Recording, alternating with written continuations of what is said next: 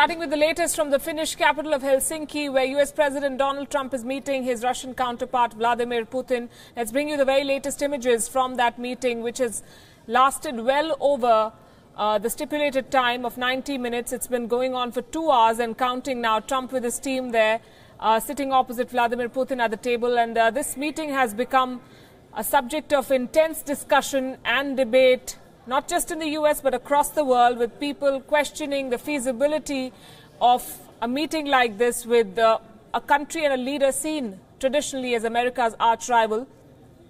But then there are others who swear by Trump's ways of conducting diplomacy and believe that talking is the best way forward. This meeting has been going on. We are waiting for details to emerge from what has transpired between the two leaders. They did give us some hints, though, earlier, as Donald Trump said that the expectations were to be low. The stakes are high, expectations low.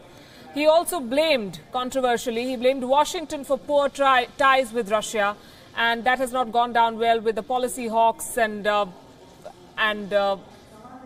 politicians in Washington. Hillary Clinton tweeting about the World Cup, Football World Cup, saying, does the US president know which team he's playing on? Remember, he's come under a lot of controversy from the word go, from his election, which many said was rigged by Russia to favor Donald Trump. Many have gone on to call him a Russian stooge. But there have been ups and downs in this relationship. We've seen the kind of diplomatic pressure that both sides have put on each other, recalling diplomats, expelling diplomats from both sides, and then the poisoning case in London, which forced America, like many other countries, to react and expel Russian diplomats. So there have been highs and lows, but this is the way Donald Trump conducts business, and he calls himself the ultimate deal maker. So he's sitting across the table with the Russian president to talk about everything from China to Crimea, to the situation in Syria. And many say that even before the first word was said, even before the first handshake was captured on cameras, the Russian president had the upper hand. It's advantage Vladimir Putin. He's firmly in control of the situation in his neighborhood. He is the master of what's happening in West Asia. He's backing Bashar al-Assad, who remains in power. He's talking to the Iranians. He's getting away with pretty much everything that he wants. And the American president is just playing ball.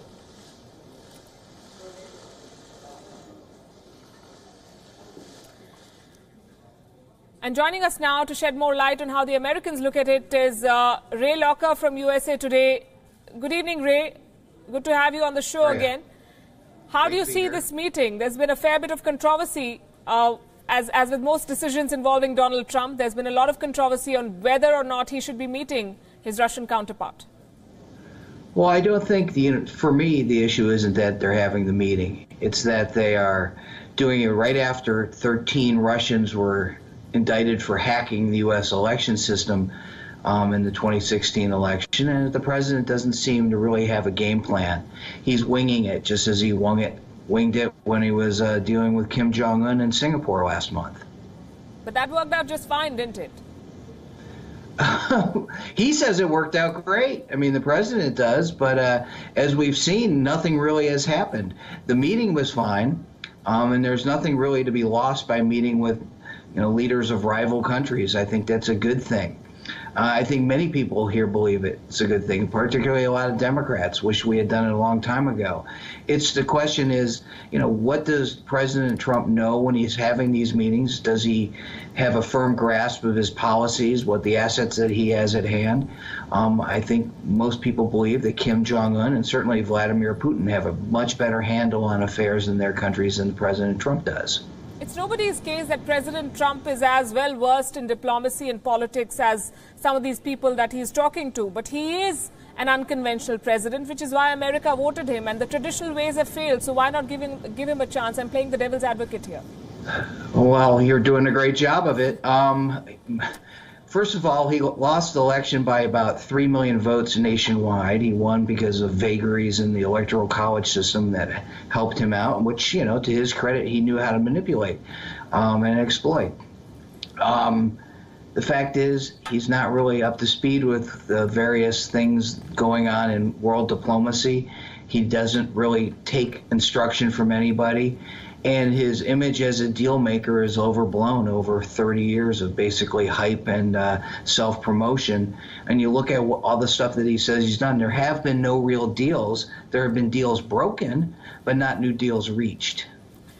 He's been in office for more than a year amid a lot of storms, more than any American president, I believe, has weathered, and a lot of talk of impeachment. Do you think it's time America came to terms with the fact that Donald Trump is their president and he will conduct business on their behalf? Well, I'd say about 40% of Americans have come to terms with that, and they agree with virtually everything he does. The other 60% does not. Most people, myself included, have come to terms with the fact that he's president. We cover what he does because he is president. Some of the things that he says, if they were said by anybody else, we would ignore. We don't ignore them because he's the president of the United States, and he makes tremendous number of decisions every day. He has more information than most people have at their disposal, and he also has the ability to launch nuclear weapons whenever he wants. So he must be dealt with. He must be paid attention to, and I think most people do that, some of them begrudgingly, but most people do that. Ray Locker, thanks very much. I believe it's the first of its kind of meeting where the agenda and what is going to be discussed is not as important as the participants, and they're making more headlines. We'll wait and see what comes out of that press conference shortly. Absolutely. Thanks very much, as always, for joining us. And there are live images coming with the Croatian team returning home to a hero's welcome. They may have lost, but it's a small nation, a young nation, and they made it all the way to the finals, and they deserve a hero's welcome. Amazing pictures from Croatia. They've lost the finals of the 2018 FIFA World Cup, but the Croatian football team has definitely won hearts, not just in their home country, but across the world. Listen in to all the cheering.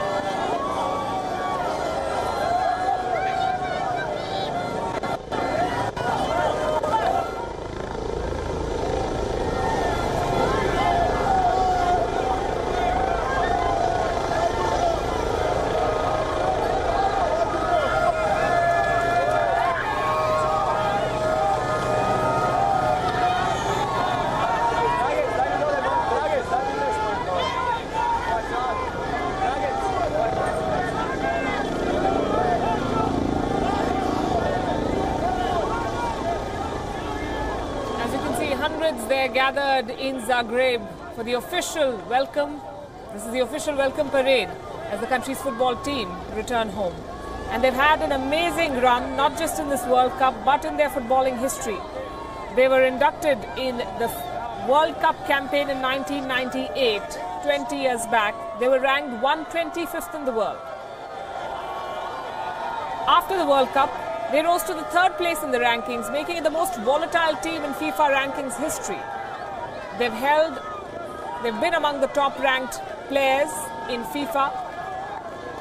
It's a country that's barely 26 years old, and for them to have reached the World Cup final, France may have won the World Cup, but Croatia have won hearts.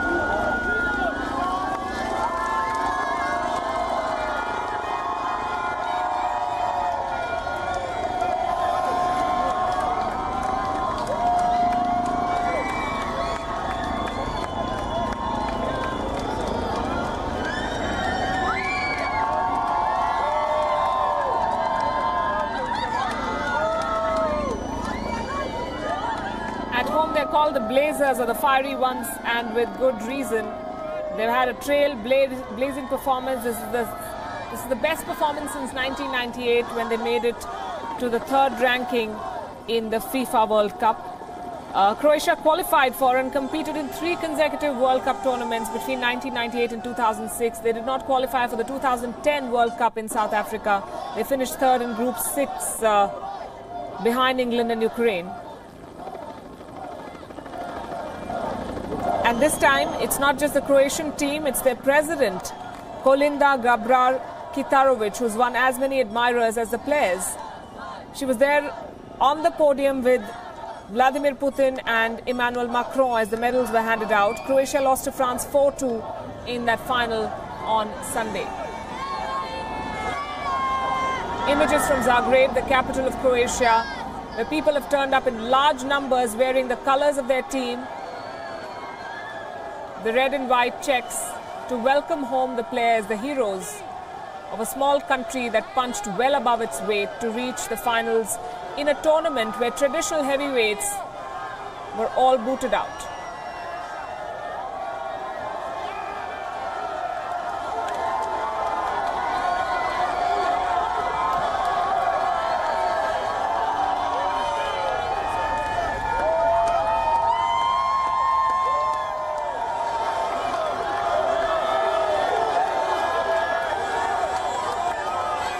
Interestingly, Croatia's last best performance was when they played a World Cup in France, so they seem to have a history with the French. That was in 1998 when they secured the third rank in the FIFA World Cup rankings. And now in 2018, when they became runners-up, lost to France 4-2 in the final on Sunday.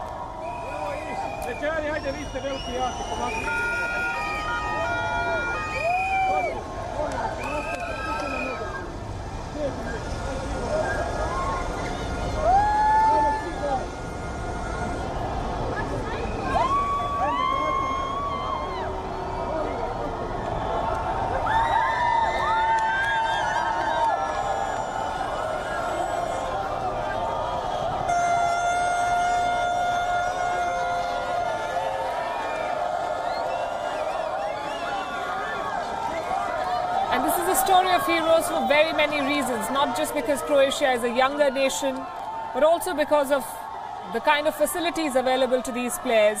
Every single player in the Croatian squad has a difficult background story.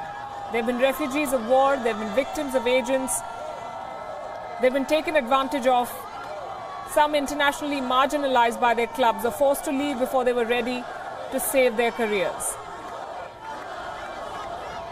This is a story of the underdogs who made it to the very end.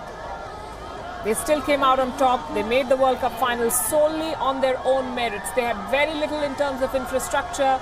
They had very little in terms of the state-of-the-art training facilities that other players and other teams from larger nations enjoy.